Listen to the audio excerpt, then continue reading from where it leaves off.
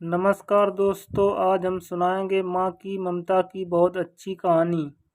अगर आप हमारे चैनल पर नए हैं तो प्लीज़ हमारे चैनल को लाइक करें, सब्सक्राइब करें और शेयर करें। एक गांव में केशव अपने परिवार के साथ रहता था। उसके परिवार में उसकी पत्नी, उसका भाई, उसके भाई की पत्नी, उसकी माँ और उसके 4 बेटे थे। 3 बच्चे उसके भाई के पत्नी के थे, क्योंकि दोनों उसके भाभी और पत्नी दोनों सगी बहनें थीं और बड़ी वाली बहन की 3 लड़कियां थीं। उसके कोई लड़का नहीं था। केशव की पत्नी मीना के 4 बच्चे थे, जिसमें दूसरे नंबर का लड़का था। 4 बहनें पैदा करने के बाद मीना का शरीर बहुत कमज़ोर हो चुका था, जबकि उसके दूसरे नंबर का लड़का भी था, लेकिन वह 5वीं बार फिर से पेट से थी। उसने सोचा कि अब की बार लड़का हो जाएगा तो अपनी बड़ी दीदी को दे दूंगी।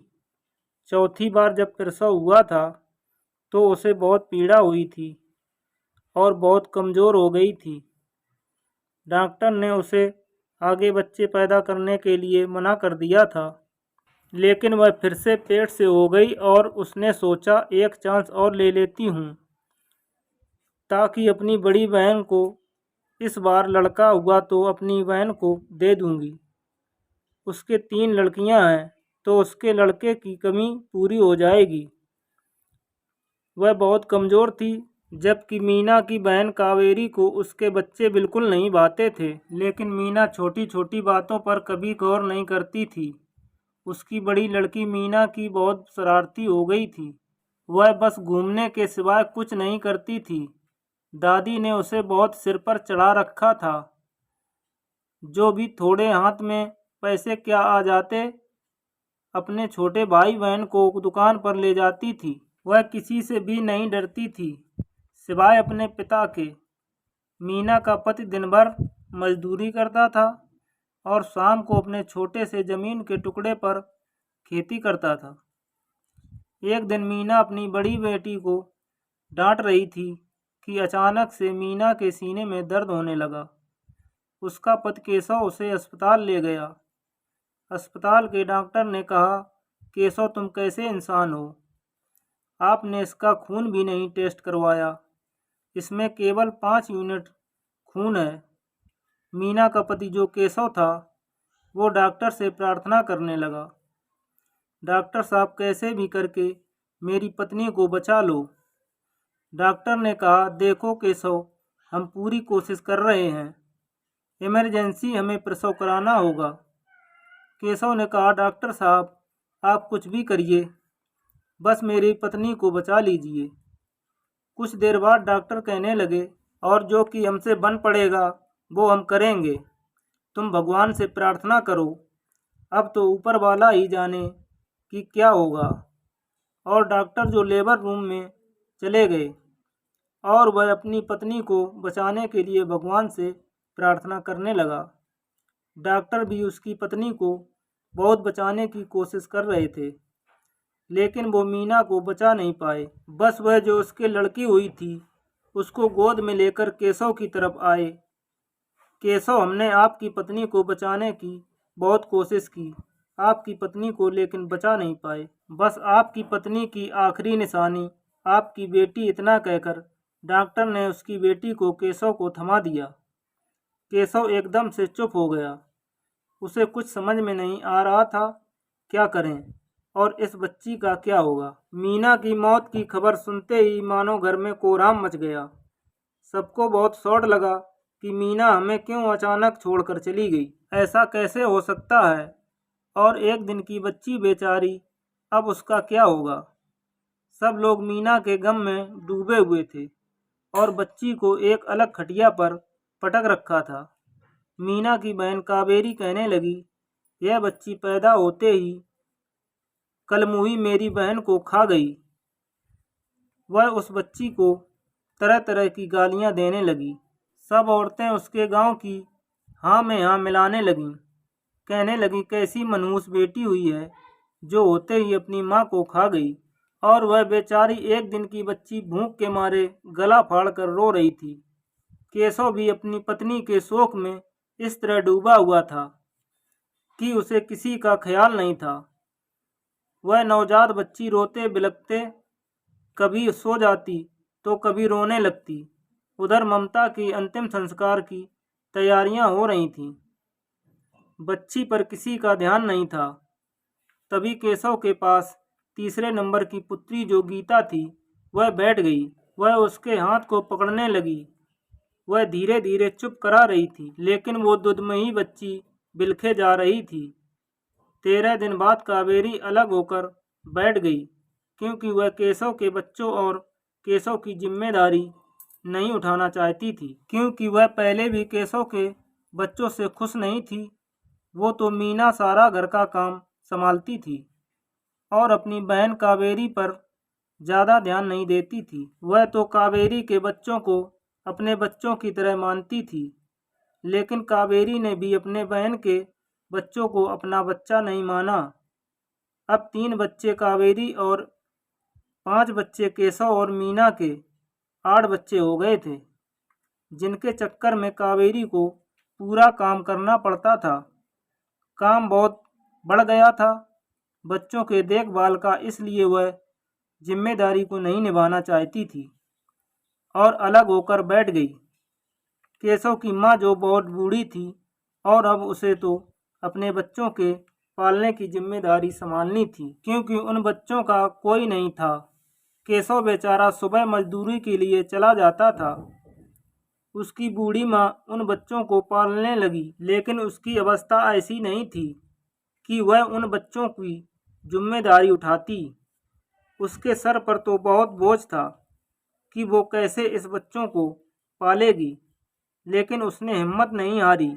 जो भी बूढ़ी माँ से बनता वह उन बच्चों को करने लगी, लेकिन वो नवजात बच्ची कभी कभी धूप में पड़ी रहती थी तो पता नहीं कौन उसे छांव में सुलाता। अब उस छोटी बच्ची ने रोना बिल्कुल कम कर दिया था। कभी कभी छोटी बच्ची बिस्तर गीला कर देती तो बूढ़ी माँ को पता ही नहीं चलता कि उसके सूखे में किसने सुला दिया, और बूढ़ी माँ बहुत आश्चर्य में रहती। कई बार सोचती कि केशव की बड़ी बेटी यह सब करती होगी, क्योंकि उस पर उसको दया आ जाती थी, या बच्चे उठाकर कर देते होंगे।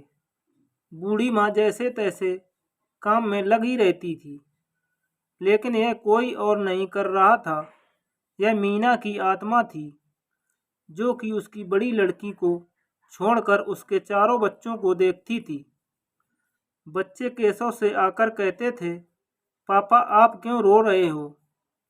जब केशव अपनी पत्नी को याद करके रोने लगता, अपने बच्चों को देखता बिना माँ के उसके बच्चे कैसे हो गए हैं, तो बच्चे कहते, पापा देखो हम बिल्कुल ठीक हैं। केशव तो यही सोचता कि उसकी माँ ही उसकी देखभाल करती है, इसलिए उसका घर संभला हुआ है और बच्चे सही से हैं। लेकिन उसे अपनी पत्नी मीना की बहुत याद आती है और वह आंसू बहाता। बच्चे कहते, पापा आप रो मत, मम्मी तो यहीं हैं हमारे पास, कहीं नहीं गई हैं। वो देखिए ना, मुन्नी के पास बैठी हैं। जब छोटी बच्ची मुन्नी पोती कर देती तो वह कभी कभी दादी काम में व्यस्त होती तो उसको भी मीना की आत्मा साफ कर देती और दादी को वह साफ मिलती। दादी बच्चों से पूछती है कि उसे बहुत अचंभा होता है कि बार बार ऐसा कैसे हो जाता है। दादी बच्चों से पूछती है कि बच्चों ये सब किसने किया है, तो बच्चे कहते हैं मम्मी ने किया है। रात को जब दादी थक हार कर सो जाती तो मीना की आत्मा उसके पैर दबाने लग जाती। उसकी सास को भी अब महसूस होने लगा था कि मीना की आत्मा ही है जो मेरी इतनी बड़ी मदद कर रही है। एक दिन उसकी बड़ी लड़की दादी के पल्लू से रुपए चुराने लगी, क्योंकि वह तो अपनी माँ के आगे ही बिगड़ चुकी थी। दादी के पल्लू में रुपए की गांठ लगी हुई थी और उसने धीरे से वो रुपए चुराने की कोशिश की गांठ खोलकर दुकान पर जाना था और बच्चों को साथ ले जाती थी और कुछ ना कुछ खरीद कर उन्हें खिलाती थी और खुद भी खाती थी, क्योंकि अब मीना के जाने के बाद उसकी यह हसरत पूरी नहीं हो रही थी, इसलिए उसने दादी के पैसे चुराने की योजना बनाई। जैसे ही उसने दादी का पल्लू खोलने की कोशिश की, तुरंत एक थप्पड़ मोना के मुंह पर पड़ा, जो कि मीना की बड़ी बेटी थी। मोना के थप्पड़ पड़ते ही दादी की नज़र मोना पर पड़ी कि मोना तो गिरी हुई थी, तो उसे वह डांटते हुए बोली, क्यों रे छोरी, पैसे चोरी कर रही थी? तभी तीनों बच्चे बोले, तभी तो मम्मी ने थप्पड़ मारा है। दादी, इसको देखो, मम्मी यहाँ है। अब वो बूढ़ी माँ चारों तरफ देखने लगी, लेकिन उसे कहीं कोई नहीं दिखाई दे रहा था। ऐसे में जब एक दिन मीना की सासू माँ की तबीयत खराब हो गई, तो घर का सारा काम करके मीना की आत्मा गुड्डी को दूध पिला रही थी और बच्चों को तैयार करके स्कूल के लिए खाना भी तैयार कर दिया था। मीना की सासू माँ के भी पास खिचड़ी की एक प्लेट, दवाई का गिलास रख दिया था और सासू माँ से बोली, माँ जी कुछ खाकर दवाई ले लीजिए। मीना की सास को लगा कि मीना बोल रही है। फिर उसने उठकर इधर उधर देखा तो वहाँ कोई नहीं था, बस सामने खाने की प्लेट और दवाई रखी हुई थी। मीना की सास फूट फूट कर रोने लगी और बोली, मीना बेटा, मेरे जाने की उम्र थी और तू चली गई। क्यों बेटी, मेरे बेटे को कौन सहारा देगा? लेकिन वो कुछ नहीं बोली। पास में ही पालने में मुन्नी सो रही थी। मीना उसके पास बैठी थी और रो रही थी। ऐसे ही जब मीना की सासू माँ खेतों में चली जाती, तो मीना बच्चों के लिए खाना बनाती, खाना बनाकर बच्चों को खिला देती, उन्हें कभी भूखा नहीं रहने देती थी। जब मीना की सास खेत से वापस आती तो बच्चे पहले ही बोल देते, दादी मम्मी ने खाना बना दिया था। लेकिन केशव की हालत खराब थी, उसे दिन प्रतिदिन नुकसान हो रहा था, लेकिन मीना को किसी से इतना मोह नहीं था। मीना केवल अपने बच्चों से प्रेम करती थी। बच्चे बड़े होने लगे तो मीना उन्हें धीरे धीरे कम दिखाई देने लगी। जब सारे बच्चे 5 साल के हो गए, तो एक दिन मीना अपनी सास के सामने आई और कहने लगी, माँ जी, मैंने अपनी सारी जिम्मेदारी पूरी कर दी है। अब तो सब इतने समझने लगे हैं कि अब आपको ज़्यादा परेशान नहीं करेंगे। तब मीना की सासू माँ बोली, बेटी मीना, तू मुझे और केशव को क्यों नहीं दिखाई देती है? बच्चे कहते हैं, मम्मी ने सब काम कर दिया, हमें खाना खिला दिया। मैं भी जानती हूँ मीना की तू ही है और कोई नहीं। मेरे घर का काम हो जाता है। मेरे छोटे छोटे पोते पोती भूखे नहीं रहते, समय पर स्कूल जाते हैं और पोती मुन्नी वह भी शांत रहती है। बेटी मुझे मत तड़पाओ, मैं तेरे लिए बहुत तड़प रही हूँ। एक बार हमारे सामने आ जा, मेरा केशव तेरे बिना अधूरा है। तब मीना की आत्मा बोली, माँ जी, जब मेरी मुन्नी खाट पर पड़ी रो रही थी, बिलख रही थी भूख प्यास से, तो मैं उसे देखकर तड़प उठी। मेरी आत्मा बहुत तड़पी। मेरी बच्ची कैसे रो रही थी और मेरी आत्मा बच्चों के आसपास भटकने लगी। तब भगवान ने मुझसे कहा था, जब तक तुम्हारे बच्चे समझदार हो तब तक तुम उनके पास रह सकती हो, लेकिन तुम केशव अनसमझ बच्चों को ही दिखाई दोगी। तुम्हारी बड़ी बेटी जो 10 साल की है तुम्हें नहीं दिखा सकेगी। और माँ जी, सारे बच्चे समझदार हो गए हैं, तो मेरा भी जाने का समय आ गया है। इतना कहकर मीना की आत्मा चली गई और उसकी बूढ़ी सास की आंखें खुल गईं, तो वह अपनी बहू को याद करके वह रोने लगी और मीना की आत्मा ने अपने बच्चों का जो उन्हें माँ की ज़रूरत थी, उस फर्ज को निभाया। अपने बच्चों का लालन पालन किया। अब तो वह इस लायक हो गए हैं कि भूख लगे तो खाना मांग सकें और अपनी ज़रूरत पूरी कर सकें। और मीना को भी एक निश्चित समय मिला था उसे पूरा करके मीना भी विलीन हो गई। दोस्तों, एक माँ की ममता जीते जी अपने बच्चों के लिए तो तड़पती ही है, लेकिन मरने के बाद भी बच्चों से मोह नहीं छोड़ती। अपने बच्चों से माँ ही इतना प्यार करती है कि वह जीते जी अपने सीने से लगाकर रखती है।